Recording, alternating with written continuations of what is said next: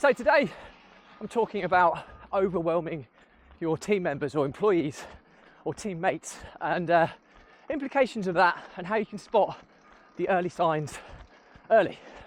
So keep watching, keep on listening, hope you find it useful. Welcome back to consecutive day 1569 of a diary of a Runpreneur. If you believe in my mission of saving the lives of children by attempting the ultimate ultra marathon of run vlogging on consecutive days to distance of a lap of the world, barefoot style, then do give this a subscribe, share, like and comment. As the more people we get in front of, more money we raise, more children's lives we save, which is why I do this every single day. Thank you as always, and let's get started.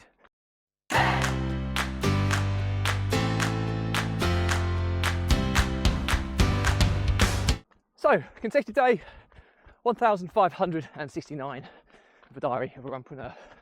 And today's episode, I'm talking about overwhelming your team members, teammates, employees. If somebody forms part of your team and you overwhelm them, what can you do about it and how can you rectify the situation before it's too late? So I talk a lot about this in life, and that's stress. It's the silent killer. It has such a linked impact on your overarching health.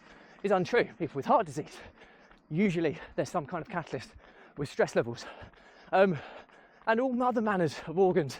When your body is stressed, it's working under duress. When it's working under duress unexpectedly, because you could argue that exercise is putting your body under duress, but it's proactive, planned duress. So your body's prepared for it, ready for it.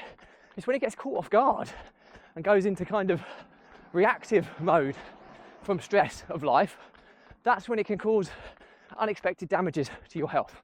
So health is, stress needs to be treated with the utmost respect. There is times where stress can be good and it can be a catalyst for productivity, but it has to be very controlled and carefully managed. So what I'm talking about today is the impact of the unproductive or precariously dangerous form of stress on any of your team members. So if you've got a business and you've got members of staff or even a family and you've got children that you kind of put responsibilities onto, or if you're in a football team, whatever it is, if you put an unnatural or uneven amount of responsibility on someone, it comes with the pressure and stress of responsibility. And I'm referring predominantly in this episode to a team member within my business group.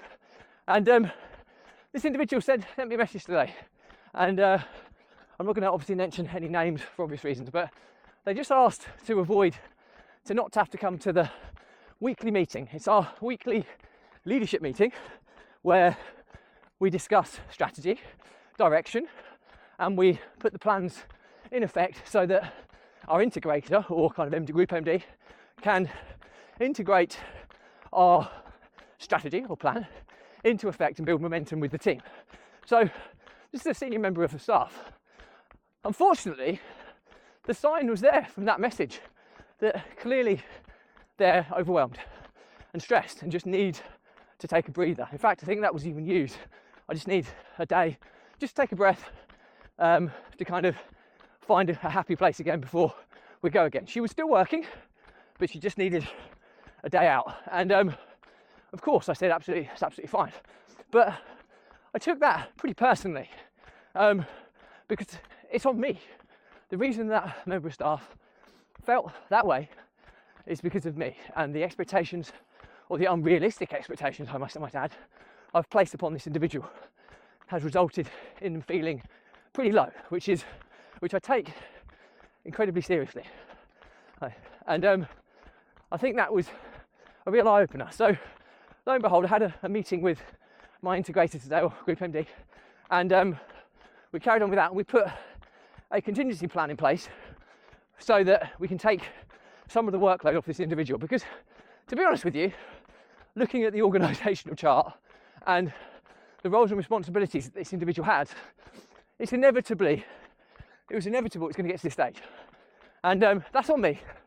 I think where I've potentially gone wrong is that I've been explaining to this individual for a long time about the need to upskill or train up their team of assistants so that they can take away a large proportion of the workload so that she can get more done with the resources at her disposal and less of the work she would have to do herself. And although she started that journey, I think the volume of high priority, important work that's landed at her desk has meant that she's still had to do more than she perhaps would have liked. So today we put in a new kind of plan to really break down her role into key categories and look at how we can take off sections of the workload which is less important in the grand scheme and set up specific roles for other people to take that away, rather than a reliance on her ability to delegate and manage, which she has limited skills in. So we're almost asking someone to do something without training them.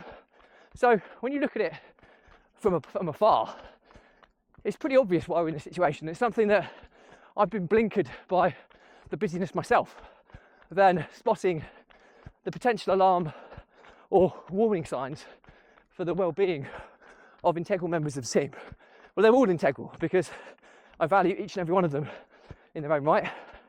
And yeah, it was a real eye-opener seeing that today. So I think learnings from my diary for today's event are keep an eye out on each and every one of your direct reports and make sure, if you have line managers in place, that they're doing the same for their direct reports.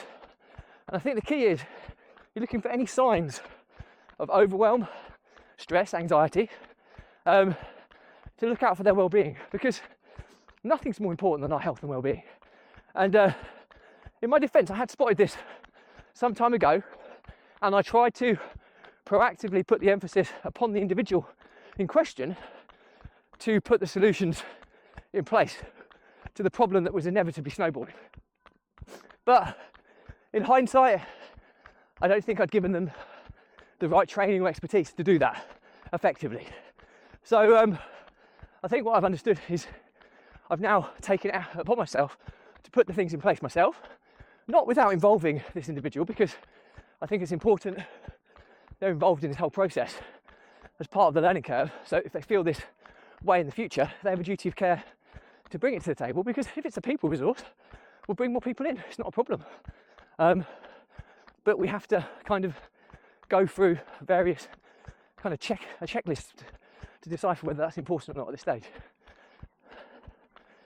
So yeah, ultimately, I've taken it upon myself now to really kind of reverse engineer the process, look at all of the roles and responsibilities the individual takes, try and compare it against their skills and abilities to see whether it's something that there's anything there that's not a natural fit.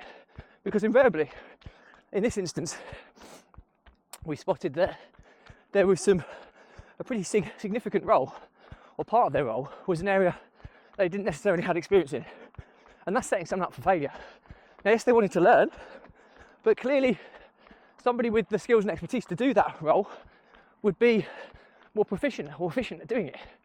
So there was quite a quick and easy win that we identified to pull that part of the role away and bring somebody in who's more, or in fact, elevate or empower someone within the existing team who has actually got those skills.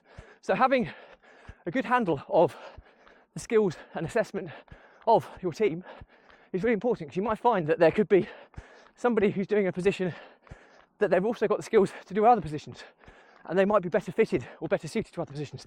And I think that's what we found from going through this exercise today.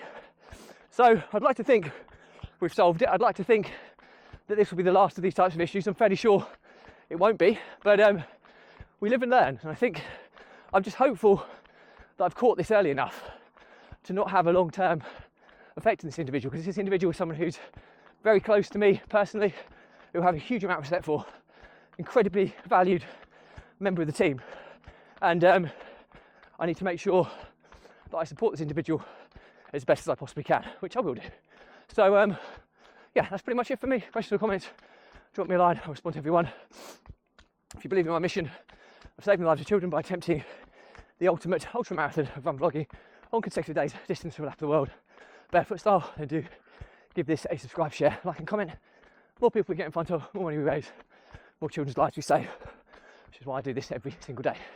Thank you as always. Stay positive, stay happy. I'll see you again tomorrow.